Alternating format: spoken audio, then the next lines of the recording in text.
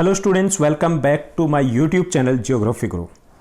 Today we are here with the third session or third episode of class 12th Geography chapter number 5 primary activities प्राथमिक क्रियाएं। थोड़ा सा recapitulate कर लेते हैं कि हमने अब तक के सेशन में क्या पढ़ा है। अभी तक हमने पढ़ा समझा जाना है कि आर्थिक गतिविधि क्या होती है और कौन सी अनार्थिक होती है, और आर्थिक गतिविधियों को कैसे और कितने समूह में हम डिवाइड कर सकते हैं।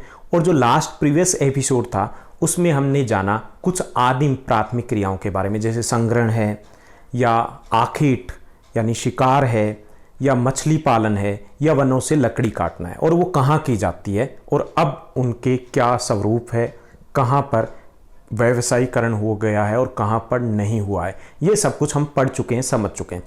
आज का जो हमारा सेशन है इसमें हम प्राथमिक गतिविधियों को ही जारी रखेंगे।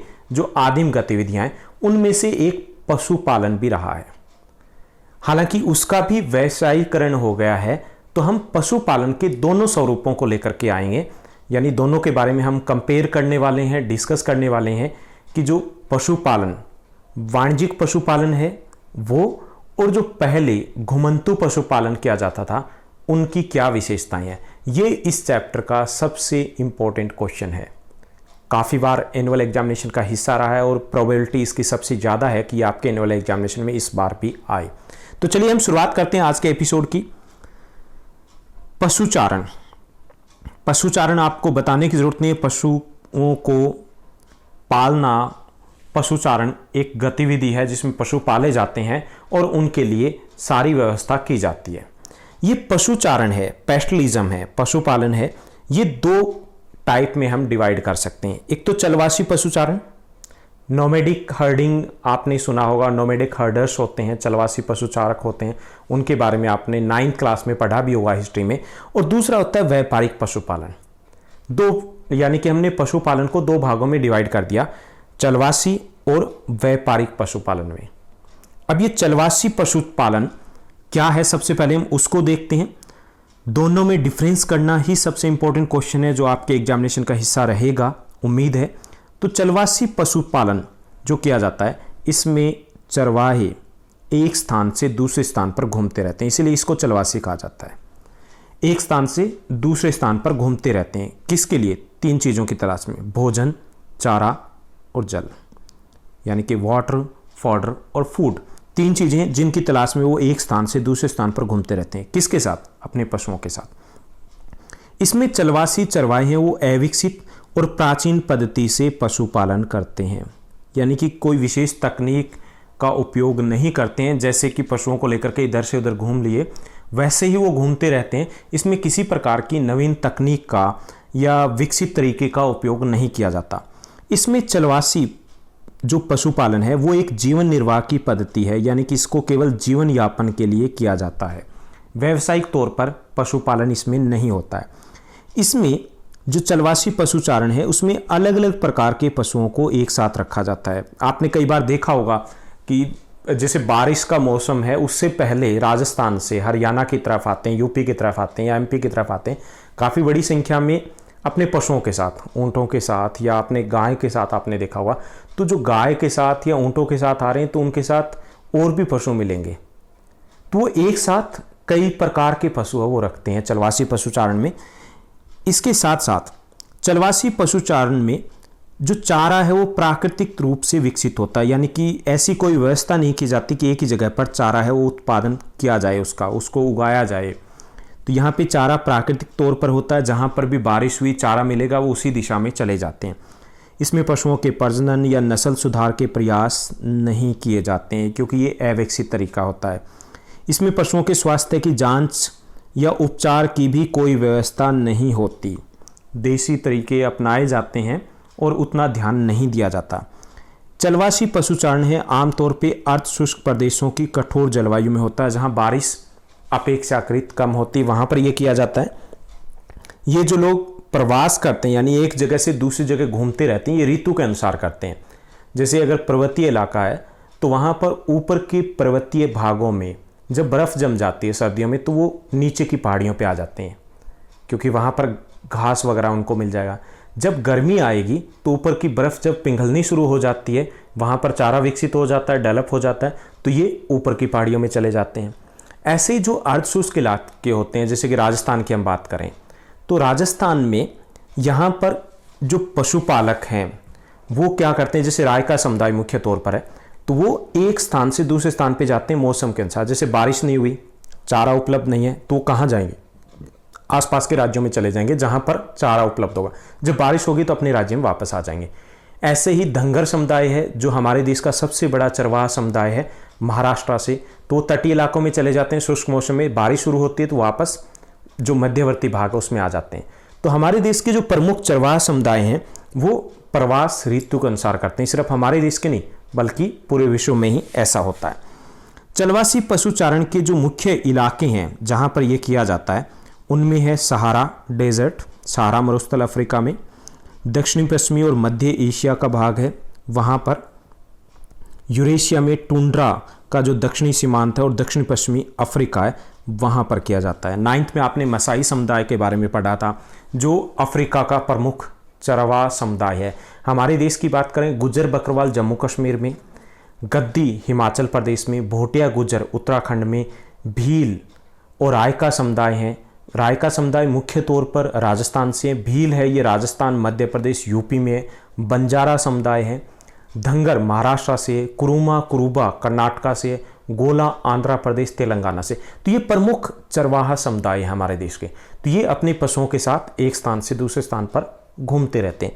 तो यह चलवासी पशुचारण किसके उद्देश्य से किया जाता है? जीवन निर्वाह के उद्देश्य से किया जाता है, यानी कि लाभ के उद्देश्य से नहीं किया जाता। इसीलिए जो नई तकनीक या विकसित तरीका है वो साइंटिफिक मेथड है वो उपयोग में नहीं लाया जाता। ओके, अब हम देखते हैं व्यावसायिक या व्यापारिक पशुचारण क्या होता है।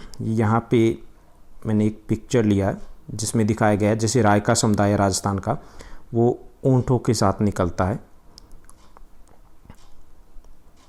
अब इसमें व्यावसायिक पर जाने से पहले एक और चीज़ जो टॉपिक है वो हम डिस्कस कर लेते हैं, वो ये कि चलवासी पशुचारक हैं उनकी संख्या घट रही है।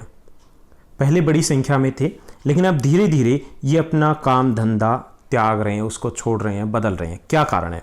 तो इसके कई कारण हैं। पहला ये राजनीतिक सीमाओं का प्रभाव पड़ा है। पहले जब आदिम काल में, आदिम काल की बात नहीं है, हम उपनिवेशिक काल से पहले की बात करते हैं, तो उस वक्त राजनीतिक सीमाएं नहीं होती थी। किसी भी देश में कहीं पर भी वो आ जा सकते थे, कोई रोक टोक नहीं होती थी इनके ऊपर। तो जहां पर चारा उपलब्ध नहीं होता था तो आसानी से एंट्री की जा सकती थी। लेकिन आधुनिक समय में विभिन्न देश हैं, उनका गठन हुआ है, राष्ट्र राज्यों का गठन हुआ है, तो एक देश से दूसरे देश में जाना इतना आसान नहीं रहा है। इसके कारण उनके जो चरागाह है वो सिमट गए हैं, कम रह गए हैं। तो काफ़ी सारे लोगों को अपना ये धंधा बदलना या छोड़ना पड़ा। दूसरा, विभिन्न देशों में आवास का विस्तार भी एक कारण ये है कि उनका जो प्राकृतिक आवास है वो विभिन्न देशों में बंट गया है, किसी एक इलाके में नहीं रहा है, तो वो कम हो गया है। यानी आवाजाही पे भी रोक लगी और वो जो इलाका था उनके लिए चरागाह वो भी छोटे रह गए। तीसरा, शहरीकरण भी है। शहरीकरण के कारण भी जो आसपास के जंगल थे या वन एरिया थे वो धीरे धीरे सिमट गए हैं, कम हो गए हैं, उनके लिए चरागाह कम रह गए हैं।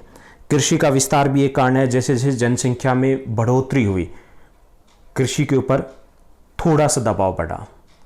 पेट भरने के लिए, इतनी बड़ी जनसंख्या के लिए, हमारे देश में हम बात करें तो पेट भरने के लिए जनसंख्या पे दबाव, जो कृषि के ऊपर दबाव बढ़ा और इसके लिए कृषि का विस्तार किया गया। विस्तार कहाँ किया गया?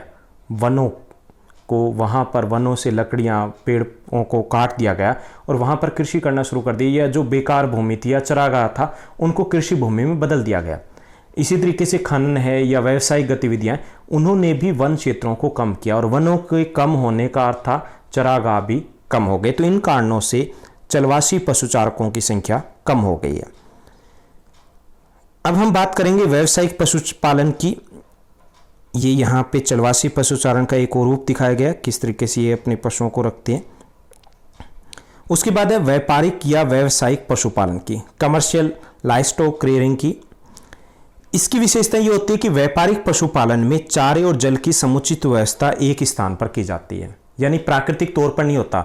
वहीं पर कुछ हेक्टेयर या सैकड़ों एकड़ जो जमीन है वहाँ पर चारे की व्यवस्था होती है, वहीं पर पानी की व्यवस्था होती है। चरवाहे स्थायी तौर पर एक ही स्थान पर पशुपालन करते हैं, जबकि चलवासी में क्या होता है? चारा प्राकृतिक तौर पर होता है और वो घूमते रहते हैं अपने पशुओं के साथ। यहाँ पर व्यापारिक पशुपालन में आधुनिक पद्धति का उपयोग किया जाता है, आधुनिक पद्धति से पशुपालन किया जाता है, जबकि चलवासी में किसी प्रकार की विशेष पद्धति अपनाई ही नहीं जाती। व्यापारिक पशुपालन में दूध, मांस, खाल, ऊन आदि का उत्पादन होता है और इसका उत्पादन व्यावसायिक तौर पर होता है जो अन्य देशों के साथ व्यापार के लिए प्रयोग में लाए जाते हैं। यानी अधिक लाभ कमाने के उद्देश्य से उत्पादन किया जाता है, पशुपालन किया जाता है। जबकि चलवासी पशुचारण में क्या हुआ कि वहां पर केवल जीवन यापन ही उद्देश्य है। व्यापारिक पशुपालन में पशुओं को अनुकूल दशाओं के अनुसार रखा जाता है, यानी जिस पशु के लिए जैसी भौगोलिक दशा अनुकूल है वो उसको ही रखा जाता है और मुख्य तौर पर एक ही प्रकार के पशु होते हैं। एक अगर पशुपालक है, मिक्स नहीं होते, जबकि चलवासी में हमने देखा कि वहां पर अलग प्रकार के पशुओं को एक साथ रखा जाता है। व्यापारिक पशुपालन में पशुओं के लिए चारा फार्म में उगाया जाता है, खेतों में उगाया जाता है, वहां पर ऐसा कुछ नहीं था चलवासी में। इस पद्धति में पशुओं के प्रजनन, नस्ल सुधार के प्रयास किए जाते हैं। विशेष तौर पर वहां डॉक्टर की या अन्य रिसर्च की व्यवस्था भी की जाती है। व्यापारिक पशुपालन में पशुओं के स्वास्थ्य और बीमारियों की रोकथाम और उपचार की व्यवस्था भी की जाती है, यानी कि वहाँ पर उनकी हेल्थ का, स्वास्थ्य का ध्यान अधिक रखा जाता है। चलवासी पशुचारण में ऐसा नहीं होता। व्यापारिक पशुपालन उसमें शीतोष्ण घास के मैदान, सम जलवायु में ज़्यादातर ये किया जाता है। जहाँ घास के मैदान है, शीतोष्ण जलवायु, वहाँ पर ये अधिक होता है। यहाँ पे ये देखिए व्यापारिक पशुपालन, बड़े इलाके में केवल घास के मैदान है जिनको विकसित किया जाता है। अब ये कहाँ पर किया जाता है इस प्रकार का पशुपालन व्यापारिक, तो उसको थोड़ा सा देख लेते हैं। डेनमार्क, न्यूजीलैंड दूध के लिए, ऑस्ट्रेलिया में दूध और ऊन दोनों के लिए, यूएसए में मांस और दूध के उत्पादन के लिए विशेष तौर पर यह व्यापारिक पशुपालन किया जाता है। विश्व में New Zealand, Australia, Argentina, Uruguay, USA, Denmark, Sweden, Holland, यहाँ पर वाणिज्यिक पशुपालन है वो विकसित अवस्था में। अब हमारे देश में क्या किया जा रहा है? हमारे देश में चलवासी पशुपालन की हमने बात की, व्यावसायिक पशुपालन किया जा रहा है लेकिन उतनी विकसित अवस्था में नहीं। जैसे कि विकसित देश हैं वहाँ पर सैकड़ों एकड़ जो ज़मीन है वहाँ पर बड़े बड़े फार्म बनाए जाते हैं जहाँ पर पशुओं को रखा जाता है। यहाँ पर पशुपालन किया जा रहा है, ना तो वो चलवासी है और ना ही वो विकसित है। व्यापारिक उद्देश्य वो जीवन यापन के लिए किया जाता है, तो उतना विकसित नहीं है। लेकिन जहाँ पर आप डेयरी देखते हो, डेयरी इंडस्ट्री है, तो उसको हम कह सकते हैं कि ये व्यापारिक पशुपालन है। लेकिन ये तकनीक के मामले में हम बात करें या उसको किस तरीके से मैनेज किया जा रहा है, तो ये यूरोपियन देशों से या अमेरिका से, ऑस्ट्रेलिया से कंपेयर करें तो वहाँ से निम्न सत्र का होता है। तो ये था हमारा इस चैप्टर का सबसे इम्पोर्टेंट सेशन, सबसे इम्पोर्टेंट टॉपिक हमने डिस्कस किया, व्यापारिक पशुपालन और चलवासी पशुपालन में क्या अंतर है। बहुत इंपॉर्टेंट क्वेश्चन है। तो आज के सेशन में बस इतना ही। ऐसे ही पढ़ते रहिए। अगर आपको हमारा कंसेप्ट, हमारी क्लासेस, हमारा चैनल अच्छा लग रहा है तो लाइक, शेयर और सब्सक्राइब जरूर कीजिए। Thank you, bye bye, take care.